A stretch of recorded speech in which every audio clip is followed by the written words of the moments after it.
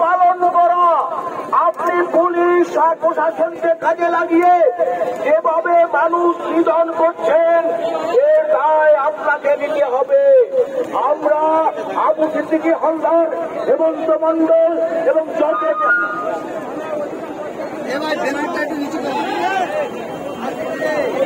মবলিং হচ্ছে গণপিটুনি, সেই সমস্ত গণপিটুনির বিচার আমরা চাই।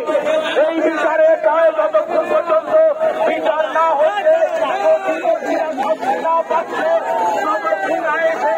হচ্ছে থাকবে। আইনি লড়াই যেমন আমরা লড়বো, তেমনি আমরা পথের লড়াইও জাগ্রত রাখবো। জনগণ শেষ কথা বলে, ইতিহাস বিশ্বের ইতিহাস বলে, জনগণকে পুলিশ মিলিটারি দিয়ে দমিয়ে রাখা যায় না। কোনদিন চাইনি। প্রকৃত আন্দোলন সংগ্রামের নেতৃত্ব দেবে ইন্ডিয়ান সেকুলার ফ্রন্ট। পশ্চিমবঙ্গের মাটিতে গরিব শ্রমজীবী মানুষের মুখপত্র হয়ে আমাদের চেয়ারম্যান ভাইজান নওশাদ সিদ্দিকী যেমন বিধানসভায় লড়াই দিচ্ছেন, আমরা যেমন আইনি লড়াই দিচ্ছি, তেমনি রাস্তায় থেকেও আমাদের প্রতিবাদের ভাষা আমরা উচ্চারিত করব এবং আগামী দিনে এই প্রতিবাদের ভাষা গ্রামে গঞ্জে ছড়িয়ে দিতে হবে। তৈরি আছেন তো? এই 293 জন তৃণমূল আর বিজেপির বিরুদ্ধে নওশাদ সিদ্দিকী একাই কাফি। এই বাংলা জুড়ে হকারদের নিধন চলছে। আমরা বলছি হকারদের পুনর্বাসন দিতে হবে। আমরা বলছি তাদের সন্তান সন্ততিরা কি খাবে, তাদেরকে রুজির ব্যবস্থা করে না দিয়ে তাদেরকে উচ্ছেদ করার আগে মাননীয় মুখ্যমন্ত্রীকে আপনাকে ভাবতে হবে। আমাদের কর্মীদেরকে আপনারা ভেবেছিলেন স্টুডেন্ট ফান্ডকে রুখে দেবেন। প্রতিবাদী কণ্ঠ স্টুডেন্ট ফান্ডের নেতা আনিস খানকে আপনি ভেবেছিলেন এসপি কে দিয়ে পুলিশে দিয়ে ছাদ থেকে ফেলে দিয়েছেন। মাননীয় মুখ্যমন্ত্রী, আপনি অবশ্যই লাইভ দেখছেন। আপনি 14 তলায় বসে লাইভ দেখুন। আর আজকে হাজার হাজার আনিস খান, হাজার হাজার আবু সিদ্দিকী রাস্তায় নেমেছে। আপনি শওকত মোল্লাদের, শাহজাহান শেখের যে ছোট ছোট বাহিনী আমাদের কর্মীদেরকে পাহারা দিয়ে রেখেছেন, যাতে এই মিছিলে অংশগ্রহণ করা যায় না, যাতে অংশগ্রহণ না করতে পারে। আমার কর্মীরা বুক চিতিয়ে লড়াই করছে। অনেকে অনেক কথা বলছেন, আইএসএফ কে দূরবীন দিয়ে দেখতে হয়। এখনো পর্যন্ত শিয়ালদা এলে আর ধর্মতলায় আমাদের মিছিল, আর বাংলার মায়েরা আজকে টিভিতে চোখ রেখেছে, খবর রাখছে। আবু সিদ্দিকীর বিচার চাই, হোসেন মন্ডলের বিচার চাই, মন্ডলের বিচার চাই। মাননীয় মুখ্যমন্ত্রী, পুলিশের একটা অংশকে আপনি লেলিয়ে দিয়েছেন। আমরা বলতে চাইছি 2007 সাল মাই পশ্চিম বাংলার বামফ্রন্ট সরকার চলছে মধ্য গগনে। এই রাজ্যের পুলিশ মন্ত্রী বুদ্ধদেব ভট্টাচার্য, আপনি যেমন মুখ্যমন্ত্রী, আমরা সেদিনকে দেখেছি রিজওয়ানুর রহমানের অপরাধ ছিল অশোক চৌধুরী মেয়েকে ভালোবাসার কারণে তাকে প্রাণ দিতে হয়েছিল, পুকুরে তার লাশ পাওয়া গিয়েছিল। আপনি সেদিনকে বুদ্ধদেব ভট্টাচার্যের পদত্যাগ চেয়েছিলেন। সেদিন আপনি পুলিশ প্রশাসনকে কি বলেছিলেন? আপনি জ্ঞানবন্ত সিং এখনো আপনার কর্মরত আছে, জ্ঞানবন্ত সিংকে আপনি ভৎসনা করেছিলেন, তার পদত্যাগ দাবি করেছিলেন, তার স্টার খুলে নেওয়ার কথা বলেছিলেন। আর আপনি মুখ্যমন্ত্রী, রিজওয়ানুর পরিবার কোনো বিচার পায়নি। আমি জানি আপনি বিচার দিতে পারবেন না। এই বাংলার গরিব খেটে খাওয়া শ্রমজীবী মানুষের কোটি কোটি টাকা আপনি লুট করেছেন। সারদা থেকে নারদা থেকে শুরু করে আজকে সরবেকার যুবকের চাকরি পর্যন্ত আপনি চুরি করেছেন। আমরা আপনাকে বলতে চাই, আজকে শুধু আপনি টেলার দেখলেন, আমাদেরকে পুলিশের ভয় দেখিয়ে আমাদেরকে জেলে আটকে রেখে আমার চেয়ারম্যান বলেছে 42 দিন কেন, আপনি 420 দিন আটকে রাখুন, আইএসএফ কে দমানো যাবে না। তাই আপনাদেরকে বলতে চাইছি, গণতন্ত্রের ওপর আমাদের আস্থা আছে, সংবিধানের ওপর আমাদের আস্থা আছে, কোর্টের ওপর আমাদের আস্থা আছে।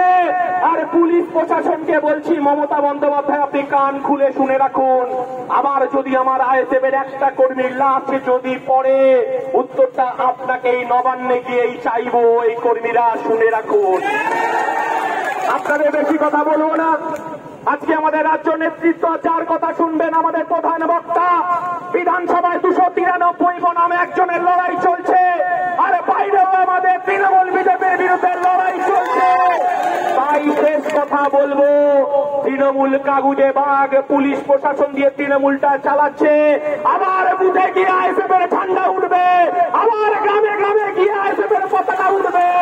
2026-এ মাননীয় মুখ্যমন্ত্রী মানুষ বিচার চাইছে, আপনাকে 14 তলা ছাড়তে হবে। সবাই ভালো থাকবেন, সবাই সুস্থ থাকবেন। ইনকলাব জিন্দাবাদ, আইএসএফ জিন্দাবাদ, নওশাদ সিদ্দিকী জিন্দাবাদ। এখন বক্তব্য রাখবেন ইন্ডিয়ান সেকুলার ফ্রন্টের রাজ্য কার্যকরী সভাপতি শামসুর আলী মল্লিক মহাশয়।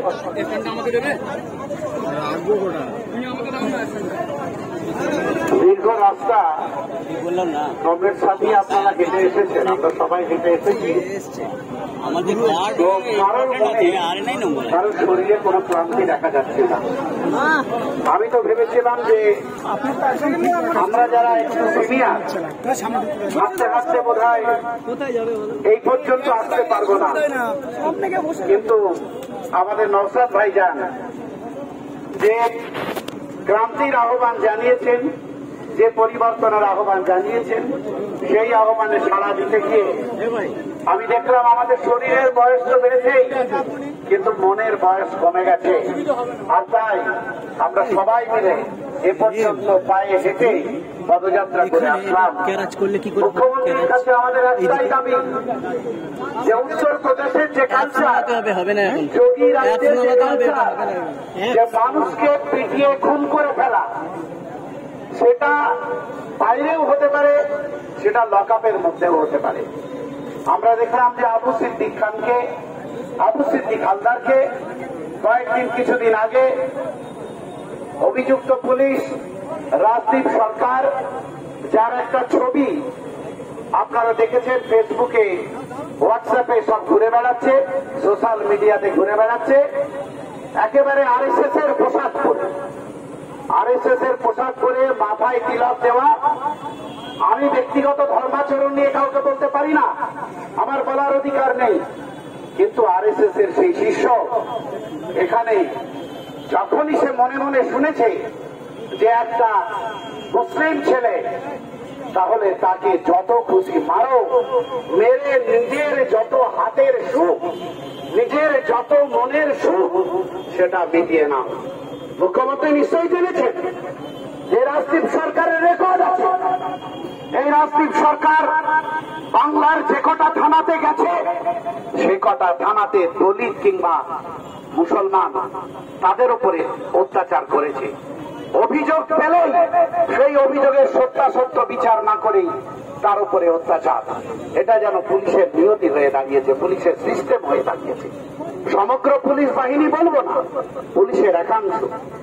আমরা আনিস খানের কথা যদি বলি, তাহলে পুলিশে ঠেলে ফেলে দিল, আনিস খানকে মেরে দিল। মুখ্যমন্ত্রী বলেছিলেন যে 15 দিনের মধ্যে আমি বিচার করব, কিন্তু সেই বিচারের বাণী নীরবে নিভৃতে কাঁদে। আজকে সেই কান্না প্রসেন মন্ডলকে, নিউ টাউনে আমাদের এক ছোট ভাই প্রসেন মন্ডল, তাকে চোর বলে, চোর সন্দেহে তাকে পিটিয়ে পিটিয়ে মানুষ মেরে ফেলল। আমরা দেখলাম ইরশাদ আলম বলে একটি ছেলে 17 বছর একটা মোবাইলের দোকানে কাজ করছে। একটা দোকানে 17 বছর কেউ কাজ করতে পারবে না যদি সে সৎ না হয়। সে নাকি মোবাইল চুরি করেছে, এই অভিযোগে হইচই করলো, ভালো কথা। তারপরে লোকজন জড়ো করে একটা পরিস্থিতি তৈরি করলো। SC/ST হোস্টেল ছিল পাশে, সেই SC/ST হোস্টেলের ছেলেরা তারা কয়েকজন বেরিয়ে এলো এবং তারা ইরশাদ আলমকে এমন পেটা পিটল, ইরশাদ আলম শেষ পর্যন্ত মারা গেল। এর কোনটার বিচার নেই। আমরা অদ্ভুতভাবে দেখলাম বিচার ব্যবস্থার প্রতি আমাদের আস্থা আছে, বিচার ব্যবস্থার প্রতি আস্থা আছে। বিচারপতি অর্ডার দিলেন, বিচারপতিদের সম্মান জানিয়ে বলছি, উনি অর্ডার দিলেন আমার ভাই আমার সন্তান আবু সিদ্দিকের কবর থেকে তুলে দ্বিতীয়বার কবর থেকে তুলে তাকে পোস্টমর্টেম আবার করা হলো। সেই পোস্টমর্টেমের পরে যে হিয়ারিং হওয়ার কথা সেই হিয়ারিং হলো না। আমরা জানতে চাইছি যে মানুষ যদি আদালতের উপরে আমরা আস্থা রাখি, কিন্তু আদালত যদি সঠিক সময়ে বিচার না দেয়, তাহলে মানুষ কার কাছে যাবে? এই প্রশ্ন আমার রয়েছে মাননীয় বিচারপতি মহোদয়দের কাছে। যত দ্রুত সম্ভব রাজদীপ সরকারের বিরুদ্ধে এফআইআর করা হয়েছে, তারপরেও রাজদীপ সরকার গ্রেপ্তার হয় না। সেই খুনি পুলিশ এখনো পর্যন্ত তার তাণ্ডব চালিয়ে যাচ্ছে।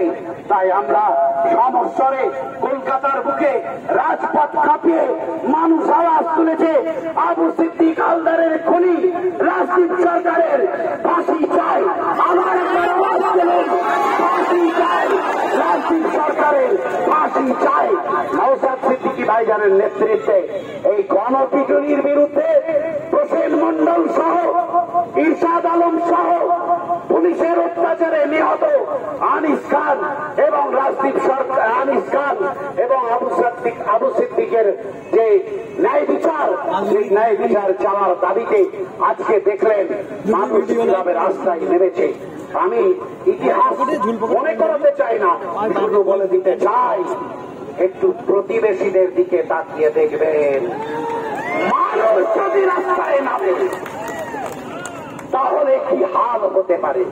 সুতরাং আপনার কাছে আশা করি আপনি ন্যায় বিচার দেওয়ার জন্য চেষ্টা করবেন, কারণ এই ব্যর্থতা তো মাননীয় মুখ্যমন্ত্রী, এটা তো কেবলমাত্র পুলিশের ব্যর্থতা না, দপ্তর আপনার ব্যর্থতা।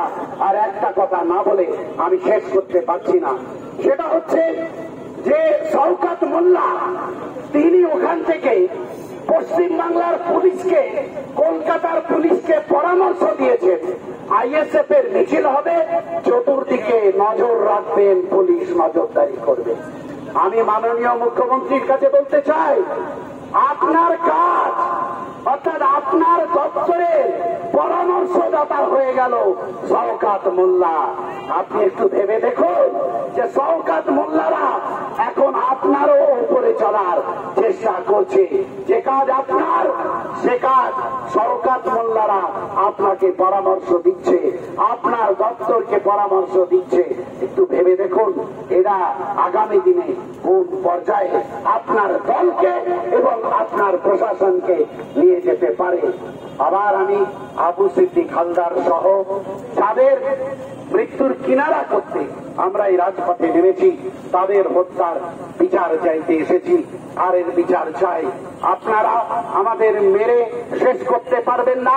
নওশাদ ভাইকে 40 দিন জেল খাটিয়েছেন, আমাদের অনেক কর্মীকে পুলিশের গুলিতে আমাদের ভাঙড়ের কর্মীরা মারা গেছে, কিন্তু আমাদের মেরে শেষ করতে পারবেন না আপনারা।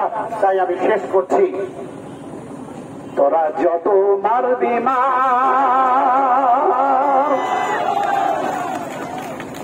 তবু পাবি না কারণ আমরা রক্ত বীজের ঝাড়, আমরা রক্ত বীজের ঝাড়, আমরা রক্ত বীজের ঝাড়, আমরা রক্ত বীজের ঝাড়। সকলকে সংগ্রামী অভিনন্দন জানিয়ে আমি আমার কথা শেষ করলাম। ইনকলাব জিন্দাবাদ, আইএসএফ জিন্দাবাদ, নওশাদ সিদ্দিকী ভাইজান জিন্দাবাদ, বিপ্লব দীর্ঘজীবী হোক। ধন্যবাদ কার্যকরী সভাপতি শামসুর আলী মল্লিক মহাশয়কে। এখন আপনাদের সামনে বক্তব্য রাখবেন ইন্ডিয়ান সেকুলার ফ্রন্টের চেয়ারম্যান, ভাঙড় বিধানসভার বিধায়ক পীরজাদা